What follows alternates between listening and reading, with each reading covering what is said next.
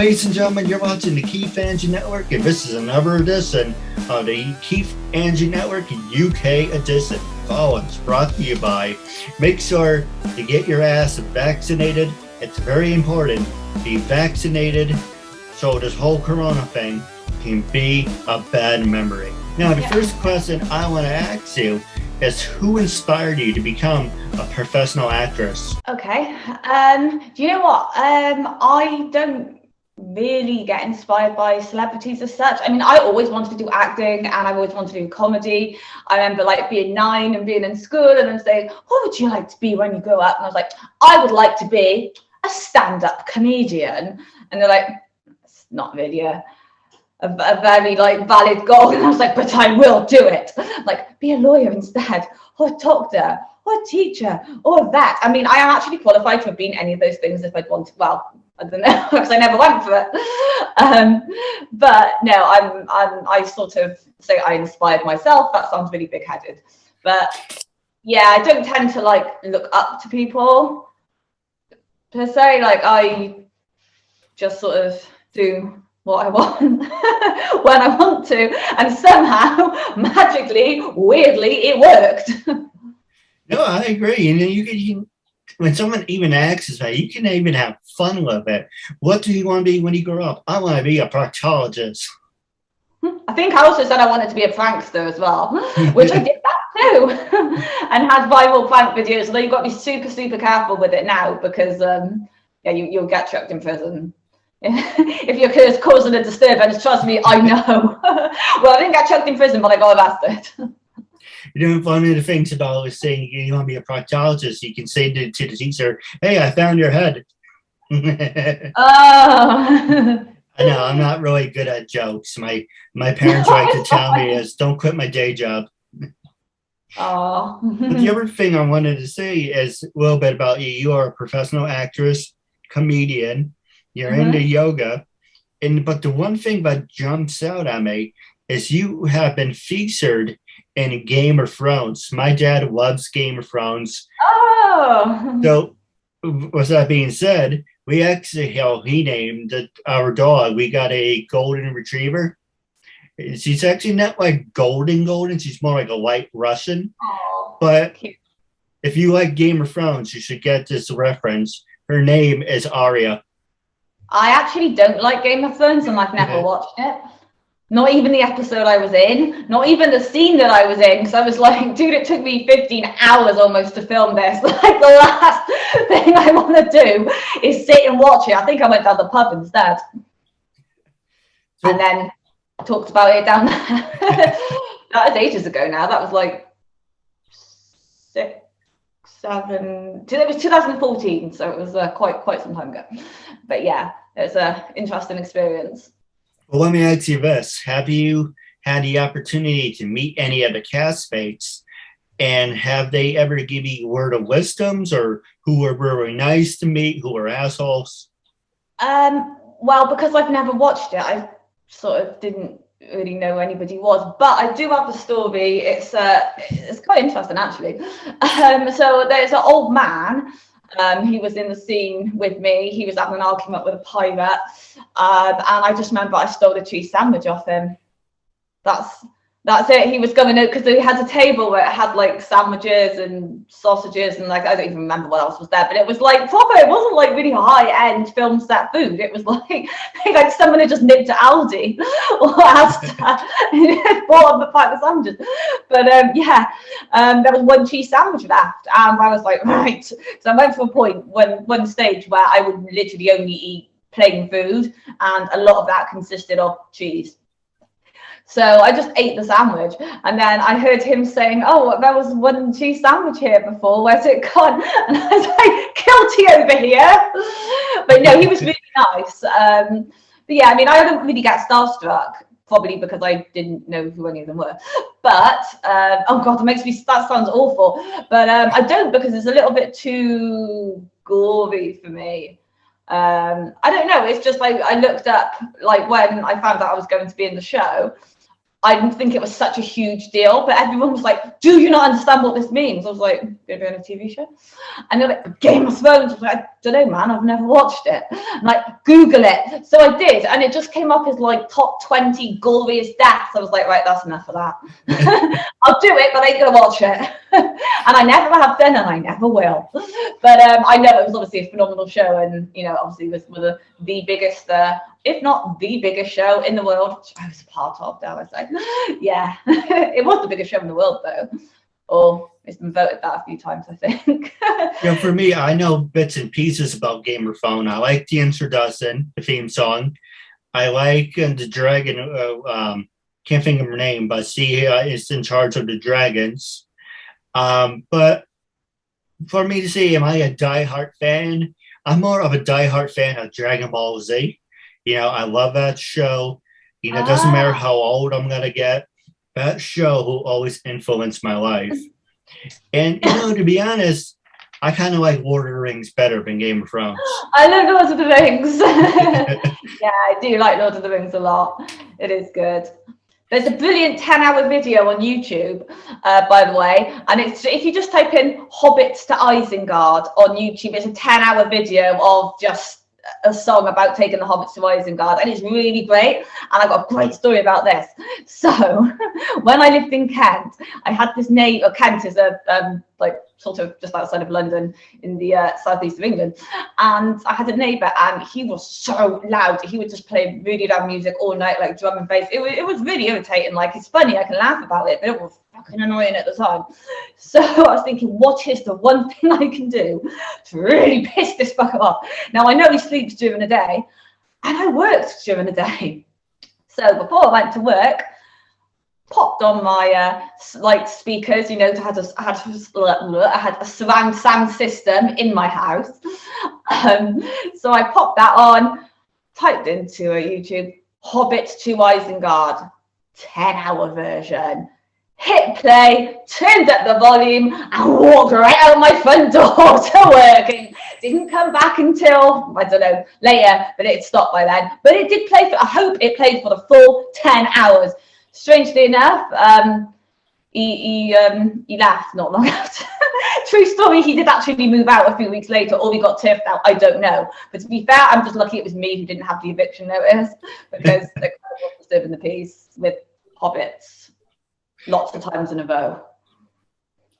Absolutely. So the other question I want to ask you is, what is the biggest change you have made to your acting career? Biggest change I've made? To stop taking any role that I've been given, because when I first started out, I would sort of do any role, even if they were like not, because I'm quite a specific, I play a very specific type of character. Like, so for example, I won't play a character where, well, now I won't. Like in my earlier days, yeah, I would have done, but I don't like playing characters where the whole comedy or the whole persona of the character is them being sexy, or I don't know if that even makes sense, but it is quite, like in comedy films, like Hollywood comedy films, there is, I don't know, women just play like a certain type of character, but I sort of play more of a character that maybe like a guy would play. Like, my speciality is over the top, eccentric, manic, just slapstick, even all over the place, because I can pull that character off. And I've done it loads of times, and I hope to keep playing that type of character, but then it can be quite difficult to place me in films, because usually that type of character is played by a dude. And then there's like, hi, by the way, I can do this just as good as any guy can.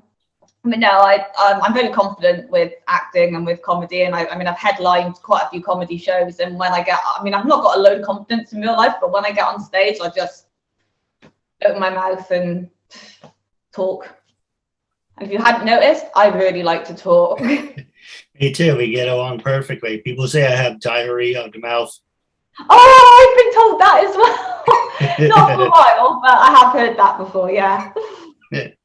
So the other one I want to ask you is, what do you consider to be the highlight of your acting career? Oh, well, obviously that's with like Game of Thrones. Obviously, I have to say that, really, don't I? But I also worked with. Have you heard of the actor Leslie Grantham? He was in. He's very famous in the UK. In like soap operas. He was in EastEnders. I mean, any of your UK listeners will hopefully know what that is. Anyway, he's a famous actor in England, right? And I got to work alongside him in like a gangster thriller film. Like it was a really good role. I know it wasn't like, oh, it's a gangster sexy girlfriend, or like that sort of. I don't even know what that was, but I'm trying to say I played a gangster as well, so I was like, yeah, not a sexy one, just a badass one. And that was so great because I acted alongside him, and then he died. And then I performed, I dedicated this to Leslie at the premiere of that film, which was actually his last but one film, I think, before he died. Obviously, he couldn't go to the premiere because he was all dead in that. But I performed, I headlined that, and it was really cool. Like it was so surreal because like my family, like my nan used to watch EastEnders, and like everybody, his name is Dirty Den in EastEnders, and like he's like a fundamental character, like really well known. It was crazy, and then I actually got to work with him, which was pretty epic. Yeah, so that's a highlight. I think what else would have been a highlight? I don't know, just Well, I mean, all of it. Well, let me ask you this. We can go to the next one, but let's go back to your early years when you were in college. Were you a study nerd or party animal?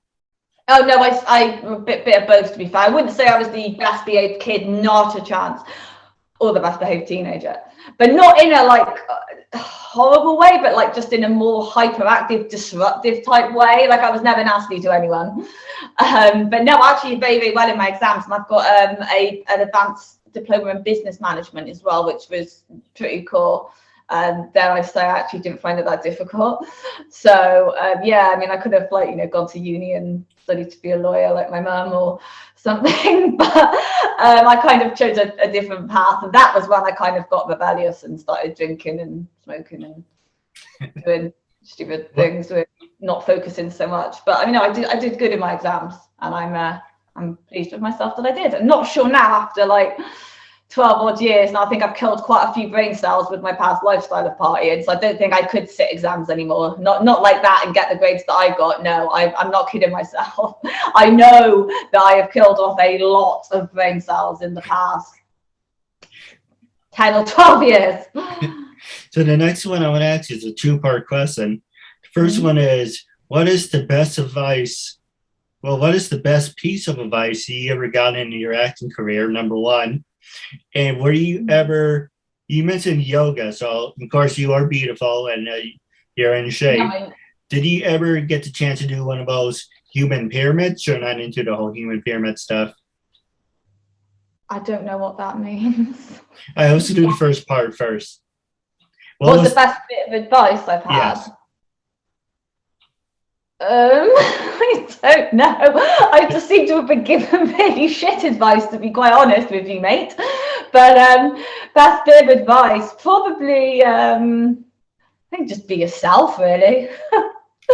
But not too much of myself, because sometimes people don't know how to take, oh, not like, oh, people don't know how to take me, oh yeah, or I'm a character, but no, because I don't really fit into a box. I don't mean that to sound big-headed, it's the truth. Like I sort of don't, I'm not really falling into a stereotype, and I don't want to. But yeah, I think probably just be yourself, really, innit? And if you're going to say to me what advice would I give to actors, it would be yourself. So there we go, we killed two questions with one answer there. Absolutely. And the other one is, if people go to my channel on YouTube, I have something called the Human Pyramid Challenge, and I would love to have you a part of that if you're interested. First of all, I would like to know what it is. Because so it sounds like it could go either way. It could be pretty fucking weird, or it could be pretty weird. Well, it isn't porno. I do promise you that. That's all right. I did not lie. It wasn't the one who said that. I didn't say that it was. You said it, not me. Pretty much is, I listen to me. If you go look at my fan page, I'm like, oh, people take a picture. I support Keith Andrew Network, and I like to have you do one. But I'm like, okay, let's do something different. Let's do something more interactive, more fun. Because my show, my brand, I cater to everyone. Like, well, Yeah. everyone knows by now I'm a big fan of human pyramids. Why not do something special? So you and your two girls, your girlfriends, let's go with that. You and your two girlfriends, pretty much, you have two on the bottom, you kneel on top, you form the shape of a pyramid, and you say, we support the KeithAndrewNetwork, and you should too. So instead of having people just say, hey, take a picture, holding up a sign, you're doing something that's more interactive. Say, you know what, that's really cool because you're doing two things at once. Because anyone can just say, I support the KeithAndrewNetwork, but why not do something fun? Moving that you do. Yes. Can I like do mine with my cat instead? Because my cat loves to stand on me. No, if you want, so whatever you want to do. I didn't Oh, mean to God. impose on And my nan. Oh, but no, I know I won't put my nan through that. But my cat, definitely, that would be hilarious. No, seriously though. So what do you want me to do? I mean, my nan and my cat are cool in that, but I don't really think they would sit still to do a picture. So we can always work out the details later on. I just wanted to throw it out there. Well, one of my friends to So like say, sit on top of me. so like it's you and hypothetically you have a friend named Jess and Jackie. So Jess and Jackie will get on their hands and knees, you kneel on their backs, and at the count of three, all three you say, we support the KeithAndrewNetwork, and you said two. Oh, I think I know what you mean. I'm not sure whether any of my friends will do it though, but I know what you mean. I think so. I think I've got image in my head. Yeah. Well, for people who want to know, it will be in a clip in the video. So it's not anything dirty or provocative. No, I didn't think it was, mate, to be honest. I'd have said no straight away if I thought that. But yeah, I'll see what I can do. No promises, but I'll certainly try. No, absolutely. And the other thing I do want to talk to you about off the air is actually, we can say it right now, if there's anyone in England who's in the entertainment world who are professional singers, actors, anyone in the entertainment world on the United Kingdom side, until January, I'm looking for all those people to do the KeithAndrewNetwork globalize. Right now, and the reason for that, as I mentioned it before, not in this interview, January of 22, it's, when I start my new year. If you go to my website, KeithAndrewNetwork, you say, okay, season 10 starts in 22 to 23. The problem is I kind of ran over because I was doing episode after episode after episode. So I'm like, okay, it's not 22 yet. I have to wait because I don't want, to run over again like I did now. That's the reason for the filler episodes. So the filler episodes is, okay, in the meantime, what can I do? It's the pandemic, I'm not working. So I'm going to do the Canadian edition, the British edition, the Japanese edition, where I interview and make the KeithAndrewNetwork globalize. So here's the people I interviewed from England. Here's people I interviewed from Canada. And in January, it won't make a difference because it goes back to my normal routine. But I wanted to test the water and say, I'm going to make a fan base in England, and I'm going to make a fan base in Canada, and everyone supports the same message. And that message says, I didn't say in the beginning, but I will say it now. Then I will pass the show over to you, make it more interactive. The whole point of my talk show is to show people that even with having a learning disability, I can still amount to something. And at the same time, I'm able to turn myself into an example for people out there dealing with any types of learning disabilities and disabilities to never give up and prove people wrong.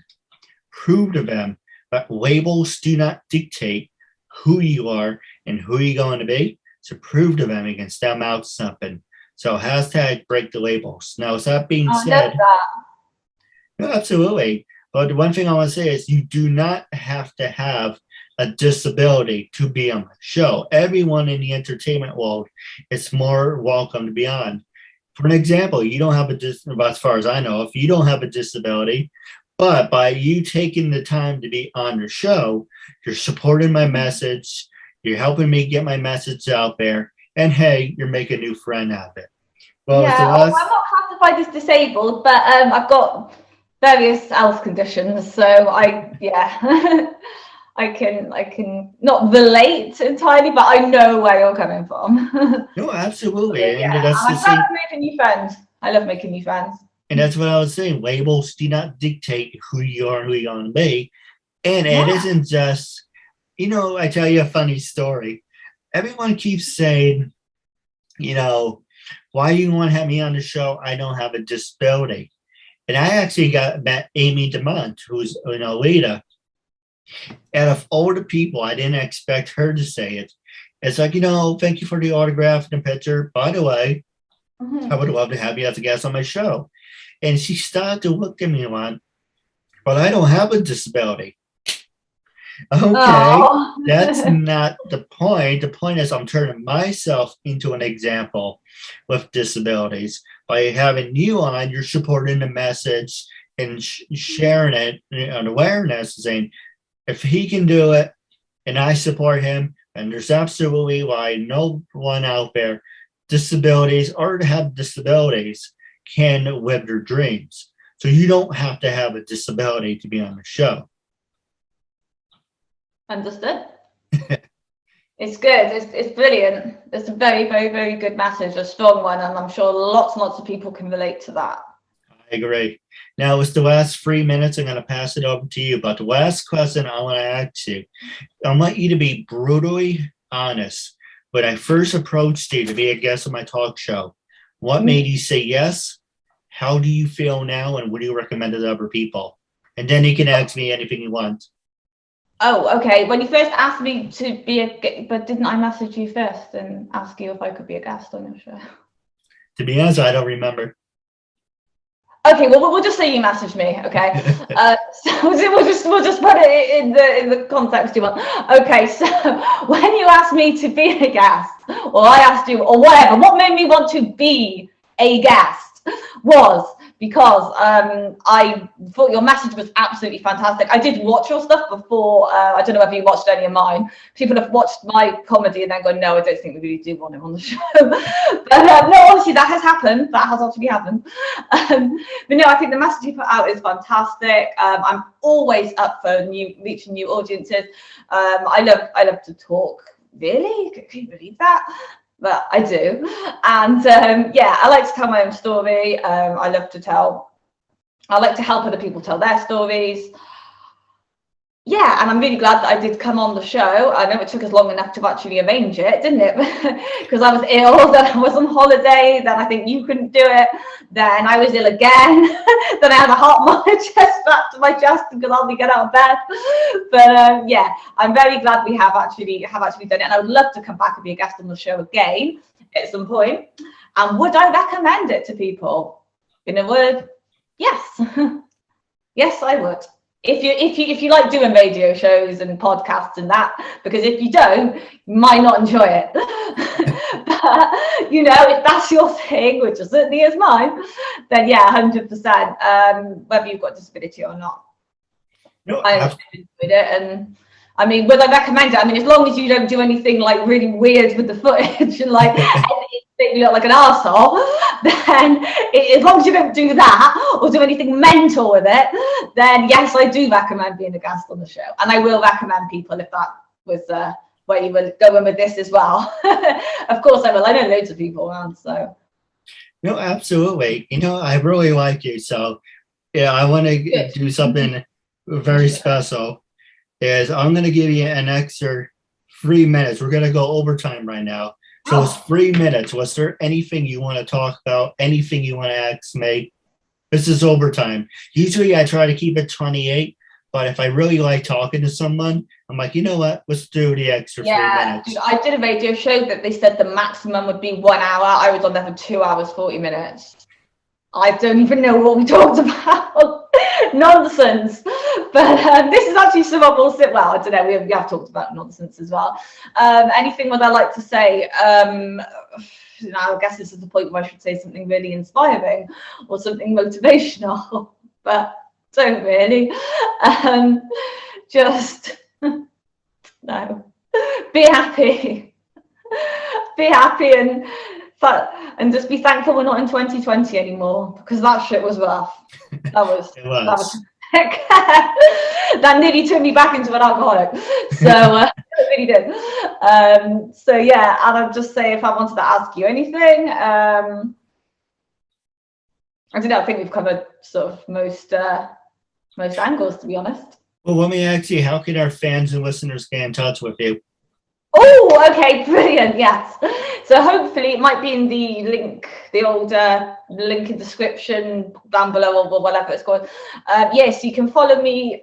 But the thing is, if I now just told you all my like social media handles, people listening, they'll forget it. So it's probably just, I mean, I would. So it's quite a lot of them. So maybe just like put it in the description. But my website is www.officialemabryant.com. There's some really good stuff on there. I mean, I'm not biased or anything, but it's pretty good. Some pretty good shit.